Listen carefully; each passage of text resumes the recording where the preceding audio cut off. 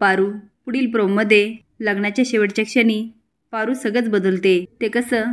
चला तर बघूया. दिशा काय पारूला जाऊ देत नसते. तेवढ्याच श्रीकांतच्या सांगण्यावरून आईला तिथे येते आणि ती दिशा पारूला जाऊ दे. तिला खूप महत्त्वाचं काम आहे. तुला मदत हवी असेल तर मी दामिनीला पाठवते. आईल्यासमोर दिशाला काहीच बोलता येत नाही. ती ठीक आहे सासू मॉम. आता आदित्यच्या गाडीतून पारू आबासाहेब आणि प्रियाकडे निघते.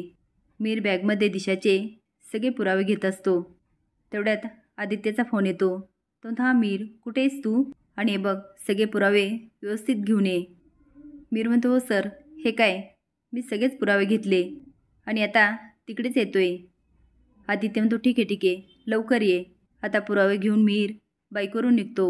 एका वळणावरून जात असतो. तेवढ्याच समोरून टेम्पो येतो आणि त्याला उडवतो आणि दिशाला फोन करून सांगतो मॅडम तुमचं काम झालंय.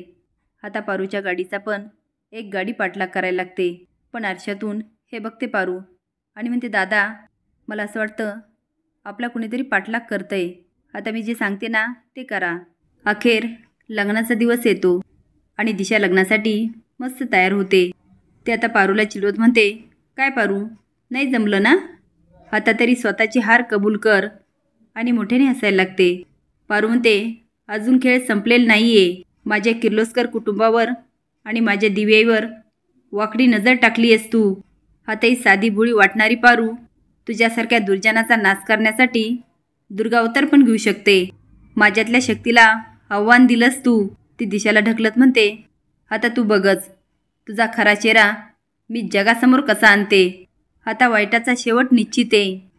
पारूचा हा भयंकर चेहरा आणि सत्य समोर आणणार म्हटल्यावर दिशाच्या पायाखालची जमीनच सरकते.